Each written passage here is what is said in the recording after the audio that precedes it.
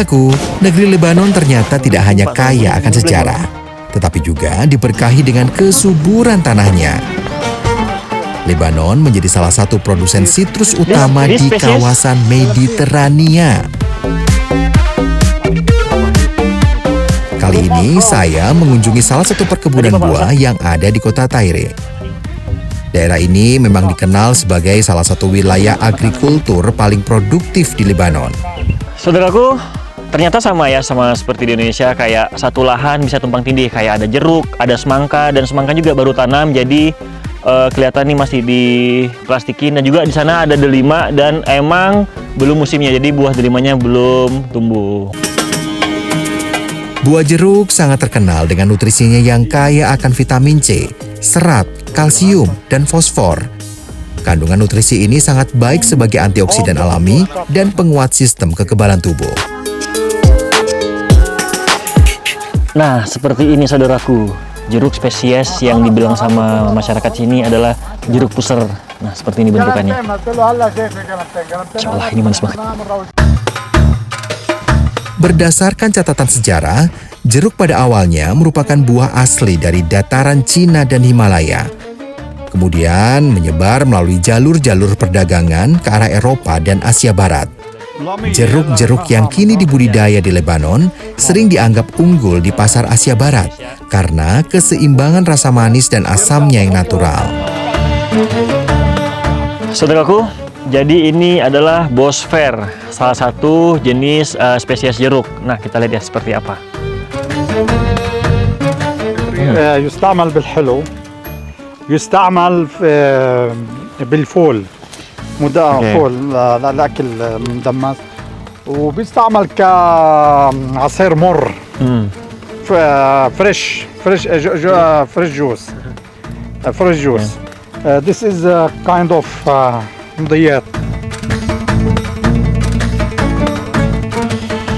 Nah, saudaraku, sekarang saya disuruh coba untuk makan.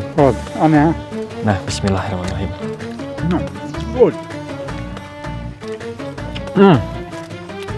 Good. Good. It's nice.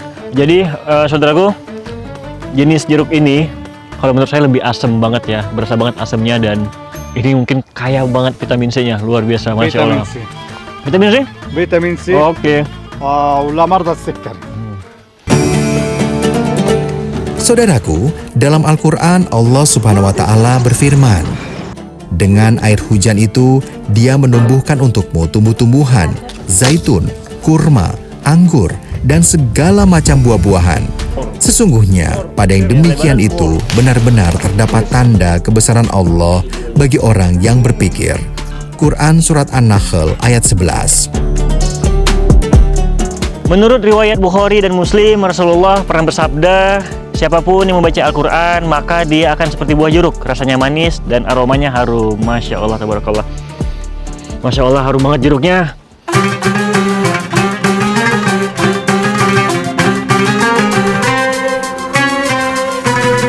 Saudaraku, tadi saya udah metik jeruk dari yang asam sampai yang manis, dan sekarang saya haus banget. Saya mau buat jus, kira-kira yang asam atau yang manis ya? Pasti dong yang manis, langsung kita proses sekarang juga. Saudaraku, sari jus jeruk yang diperas langsung tanpa tambahan pemanis diyakini memiliki kandungan nutrisi yang utuh. Keasaman alami dari jeruk ini juga berfungsi sebagai elektrolit yang efektif untuk menghidrasi tubuh. Hal ini ternyata juga tercatat di Al-Quran. Allah Subhanahu wa Ta'ala telah berfirman, "Kami menumbuhkan pula zaitun dan delima yang serupa dan yang tidak serupa. Perhatikanlah buahnya pada waktu berbuah dan menjadi masa. Sesungguhnya pada yang demikian itu benar-benar terdapat tanda-tanda kekuasaan Allah bagi kaum yang beriman." Quran Surat Al-An'am ayat 99. Dalam sebuah hadis riwayat Muslim, Nabi Muhammad SAW bersabda, buah jeruk adalah buah yang paling baik karena bisa menghilangkan kesedihan dan menghibur hati. Masya Allah. Bismillah.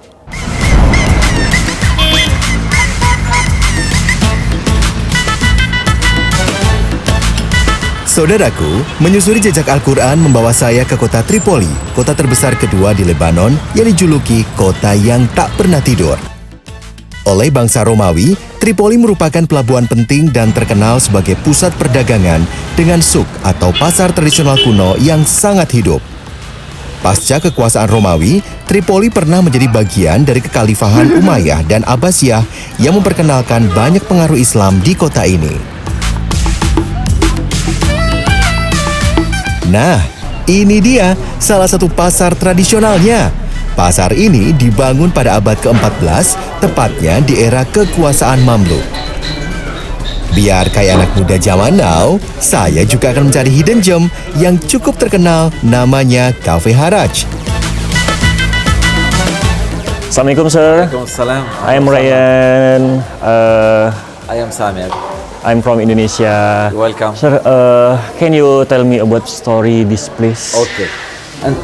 انتم في اقدم معلم اثري في طرابلس بقلبه 14 عمود جرانيت فرعوني جايبينهم من مصر بعد مهدم واعاده استعمالهم بالمدينه القديمه. اسمه هيدا سوق حراج.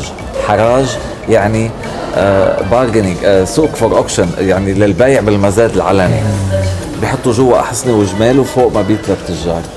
Thank you, sir. Saudaraku, jadi nama tempat ini adalah Suk Haraj dan dulu ini tempat pusatnya lelang dan bangunan di sini sudah sangat tua. Subhanallah. Bukan hanya menjelaskan sejarah, Syamir juga mengajak saya untuk keliling di dalam kafe. Go, يلا حطوا. شو رأيك؟ Good? Great. Wah, Masya Allah, saudaraku. Ternyata ya bapaknya sangat antusias untuk ngasih tahu ini lokasi dan juga barang-barang yang ada di kafe ini. Subhanallah, bapaknya baik banget. Syukron, Pak. Syukron. Welcome, Ryan. Syukron, Masya Allah. Bye. Saudaraku, ya kalau dulu kan di sini tuh tempat pusatnya lelang dan sekarang tempat makan. Jadi kalau gitu saya mau pesan makan dulu. Meskipun Lebanon telah melewati berbagai tantangan perang dan krisis ekonomi, Suk Al-Haraj tetap bertahan sebagai situs warisan budaya yang hidup dan dimanfaatkan sebagai tempat makan dan bersantai. Nah, saudaraku, ini dia nih makanan favorit saya di Lebanon. Kalau gitu saya mau pesan dulu ya. Miss, bedewah deh, jeep nih. Thank you. Sad Jebne merupakan makanan ringan yang memang umum di Lebanon. Cara membuatnya pun cukup mudah. Roti tipis khas Lebanon dipanggang lalu ditaburi irisan keju. Wah, saudaraku, saya disuruh cobain untuk naburin di atas rotinya. Kita coba ya, bismillah.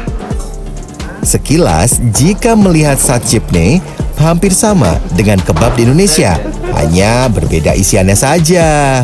Oke, saudaraku, kayaknya yang pertama potongannya saya agak salah dan ternyata harus agak sedikit miring biar bentukannya juga estetik. Saudaraku, waktunya kita makan. Bismillah. Rasa dari makanan ini seperti roti isi keju dengan tekstur yang kering. Tapi saran ya, ini cuman buat camilan aja. Kalau saya sih kayaknya memang kurang mengenyangkan.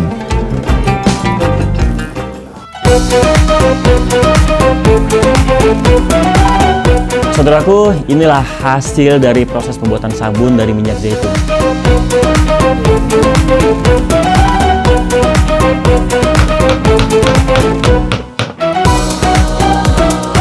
Rasulullah Shallallahu Alaihi Wasallam bersabda, "Ana dofatu minal iman."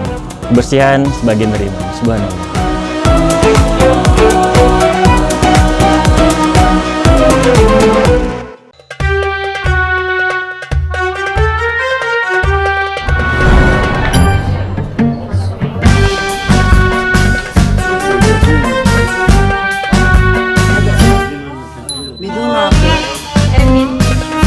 Saudaraku, kota Tripoli juga terkenal dengan industri pembuatan sabun tradisional. Coba lihat, cantik-cantik ya. Siapa sangka kalau ini semua adalah sabun dan semuanya alami loh. Saudaraku, Ternyata di kota tua Tripoli ini terdapat pabrik sabun yang terbuat dari atau berbahan dasar dari minyak zaitun. Subhanallah. Syahidah? Gardenia. Jasna, gardenia. Min? Min? Min? Zaitun memang berlimpah di negara Lebanon. Buahnya banyak dimanfaatkan warga Lebanon. Bisa dikonsumsi langsung, dibuat minyak, atau diolah menjadi sabun seperti ini. Semua bahan yang digunakan untuk membuat sabun menggunakan bahan-bahan alami, termasuk pewarnanya. Misalnya, warna ungu yang berasal dari bunga lavender, wangi dari sabun pun mengikuti bahan dasarnya.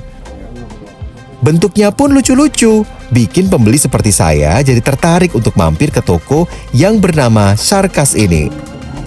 Sarkas tak sekedar toko sabun biasa. Tempat ini juga merupakan tempat bersejarah. Dulunya tempat ini adalah khan atau tempat penginapan para pedagang. Saya pun penasaran siapa orang di balik pembuatan sabun ini.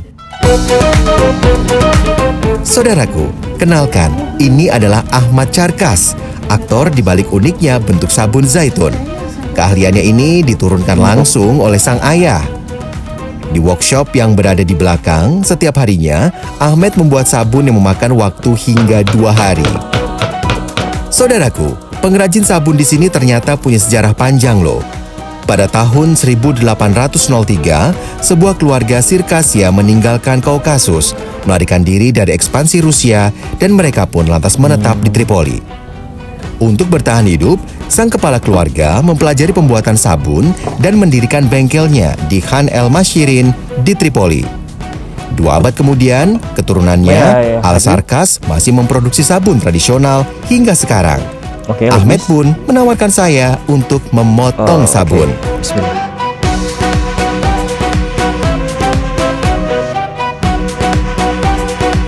Jadi, seperti ini ya cara memotong sabunnya.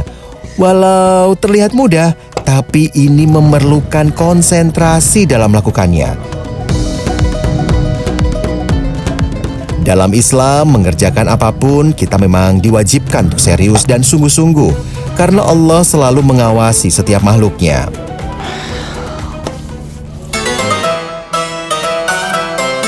Katakanlah Nabi Muhammad, bekerjalah, maka Allah, Rasul-Nya, dan orang-orang mukmin akan melihat pekerjaanmu.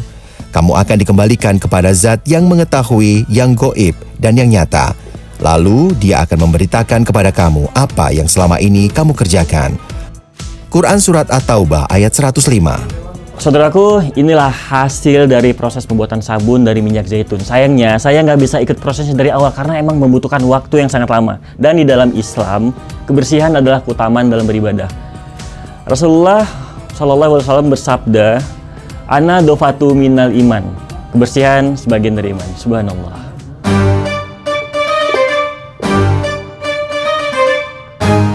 Saudaraku, satu lagi jejak Al-Quran terungkap di buminya Allah, Tripoli, Lebanon.